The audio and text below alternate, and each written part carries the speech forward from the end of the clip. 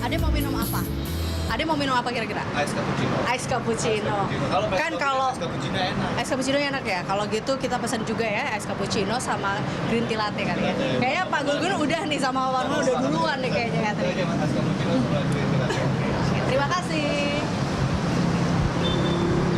Ya, kita sapa pemirsa terlebih dahulu. Halo, selamat siang pemirsa. Berjumpa kembali bersama saya Ade Mulia. Dan saya Rizal Hasan dalam Lunch Talk hari ini. Iya. Dan kali ini kita akan ada tema apa di dalam Lunch Talk kali Kita ini? akan membahas masalah membangun revolusi mental.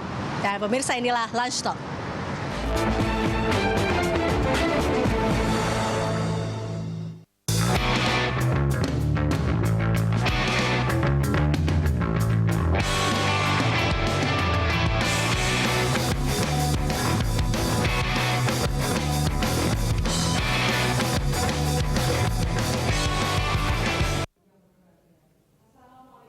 Sebagai sebuah gerakan nasional, pemerintah terus menggalakkan program revolusi mental.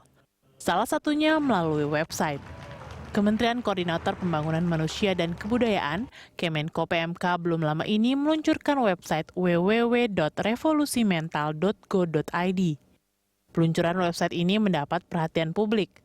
Salah satunya terkait isu yang menyebut website itu menelan biaya 140 miliar rupiah.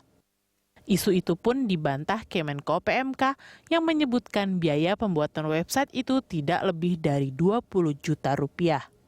Namun, sehari setelah diluncurkan, website tersebut justru tidak dapat diakses. Kemenko PMK mengaku penyebab situs www.revolusimental.go.id tidak bisa diakses karena diretas atau dihack. Pihak Kemenko PMK akan menggandeng Kemenkominfo untuk mengatasi masalah ini. Rencananya, website ini akan memuat perangkat hukum, model keteladanan, dan opini tokoh masyarakat yang ikut berpartisipasi dalam program revolusi mental. Pada awal peluncuran, website tersebut menayangkan kutipan-kutipan kata bijak dari Proklamator Soekarno, Presiden Jokowi, dan Menteri Puan Maharani. Iya, tadi terkait dengan Revolusi website mental. Revolusi mental. Ya. Nah, kita juga sudah kehadiran narasumber, dua orang narasumber, yaitu yang Ya. pertama Bapak Nukman Lutfi, pakar telematika, dan juga ada Pak Gun-Gun Herianto dari pengamat komunikasi politik. Selamat datang Bapak-bapak. Ya, Kita ke selamat siang, Pak Nukman selamat terlebih dahulu. Ini kok revolusinya revolusi jadi mental ya? Revolusi mental bukan revolusi mental. Karena hilang habis itu Sehari udah mental. dia langsung gitu. Ini kenapa sih Pak kira-kira kalau dari sudut pandang telematika?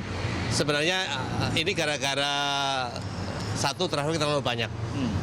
Kan isu pertama yang muncul itu kok ada website yang kayak gitu, yang boleh dibilang abal-abal kelasnya, menelan biaya 140 miliar. Ya. Itu dimuat oleh hampir semua media. Akibatnya exposure-nya begitu hebat, Penasaran? orang penasaran, apa sih ya 140 miliar nih? Gila ini. Ya. Kira-kira secanggih apa? Akhirnya datang jutaan Oke. mungkin Ya. sekaligus berat.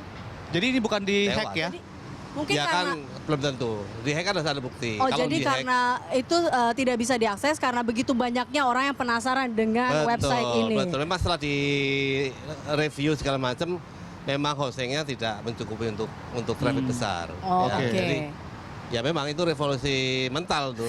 Jadi mental. Jadi kalau sehari memang mental. ini populer banget. Oke. Hari pertama langsung populer gara-gara berita 140 miliar. Mungkin tanpa berita itu, kalau nggak ada berita itu, biasa aja dia masih hidup. Orang Cuma berkunjung sekedar mau website nyinyirin biasa. kayaknya ya, Berkunjung. mau nyinyir gitu ya. Kalau yang benci datang mau nyinyirin. Tapi kebanyakan orang pengen tahu ini 140M itu kayak apa. Kayak apa? Jadi itu isunya itu dulu nomor satu. Agar bisa diakses bersama-sama secara masif untuk jumlah yang banyak pengunjung, itu website harus seperti apa Pak? Harus seperti Facebook. Ya, Harus seperti Facebook. Itu servernya banyak. Oke, Nggak cuma satu. oke. Yang ini kayaknya cuma satu. 140 Tapi miliar ya, harusnya bisa iya, dengan banyak jumlah- server dong Pak. Banyak. Dengan harusnya banyak. dengan jumlah biaya yang begitu besar ya. Tapi kan ternyata nggak sebegitu. Kan udah direvisi. Ternyata Ya. 20 miliar. Kurang 20 lebih 20 juta 20 rupiah. juta. Habis itu direvisi lagi 200 juta. Iya.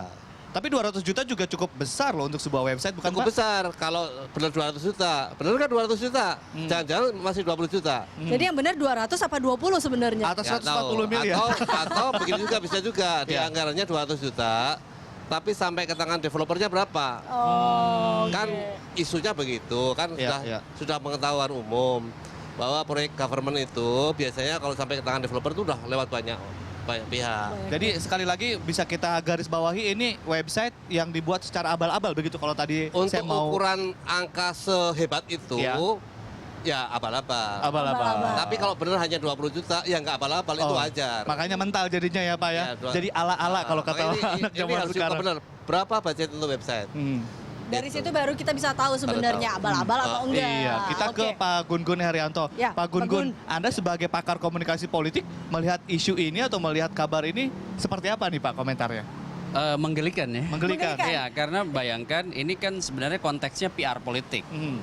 Bagaimana pemerintah dengan GoID ya, kan itu websitenya GoID, kan merepresentasikan website resmi yang melekat di dalamnya adalah fungsi kenegaraan. Kan GoID itu pemerintah ya. Karena posisi pemerintah, maka harusnya dari awal diseriusin pengerjaannya, kontennya, termasuk juga kemungkinan diretas oleh Jadi Anda banyak melihat pihak. ini tidak serius? Ya, ada ketidakseriusan. Serius. Bayangkan hampir semua website government nggak ada yang serius loh. Ya. Bukan cuma ini loh ya. Iya. Nah, Hampir semua. yang pertama itu ya, bahwa memang ada kecenderungan hampir semua pengelolaan website pemerintah itu kurang serius. Oke. Tapi lebih tidak serius lagi ketika baru 1 hari, itu kemudian sudah mental. Sudah mental. Nah, ya kan?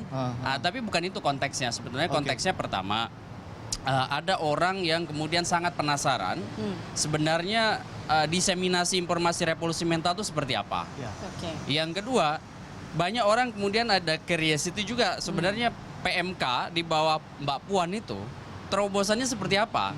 Ketika ada satu terobosan bikin web untuk kemudian proses diseminasi revolusi mental, kemudian itu kan tidak jelas. Sehingga kemudian menjadi satu kritik keras sebetulnya, terutama dari netizen dan para analis dan termasuk juga warga biasa. Kenapa website yang sudah diluncurkan tanggal 24, 1 hari kemudian itu tidak bisa diakses. Dan proses ini sebenarnya ada 2 hal negatifnya. Satu soal konteks reputasi aktor politik, komunikator politik. Kemudian yang kedua, bagaimana proses tata kelola. Ini kan tata kelola ini tidak mudah. Ada butuh infrastruktur. Mas Nukman tentu sebagai pakar ya telematika, kemudian kita bisa melihat tadi disebut abal-abal. Berarti infrastruktur yang kemudian dibikin oleh para pengelola website itu tidak serius begitu. Tapi tadi saya tertarik dengan kata-kata tata kelola yang tadi dikatakan bahwa rata-rata website pemerintah itu tidak serius. Artinya ini fenomena gunung es dong, Pak Gun-Gun. Ya, kalau kemarin kita lihat misalnya di beragam sebab Pemda, termasuk juga hampir seluruh institusi ya yang kemudian menggunakan website untuk proses PR politik, ini lebih banyak tidak seriusnya di konten. Bagaimana misalnya dinamika, bagaimana proses misalnya jejaring, kan sekarang keniscayaan kan ya, kalau kita misalnya baca tesisnya Kavanagh, ini kan memang generasi ketiga komunikasi politik setelah era retorika dan mainstream media, era masuk yang ketiga ini, era media online. Kalau kemudian media online tidak diseriusin, maka tentu ada gap ya, gap komunikasi politik antara pemerintah itu dengan warga. Jangan-jangan kita masih di generasi pertama. Nah, ini saya juga penasaran terkait dengan Pak Nukman juga setuju dengan apa yang dikatakan Mas Gun-Gun bahwa yang terjadi sekarang terkait dengan media sosial yang ada dalam pemerintah memang dikatakan tidak serius seperti itu dalam menanganinya, seperti tata kelolanya juga seperti apa. Kita akan membahasnya tentunya usai jeda pariwara berikut ini. Tetaplah bersama kami pemirsa di Lunch Talk.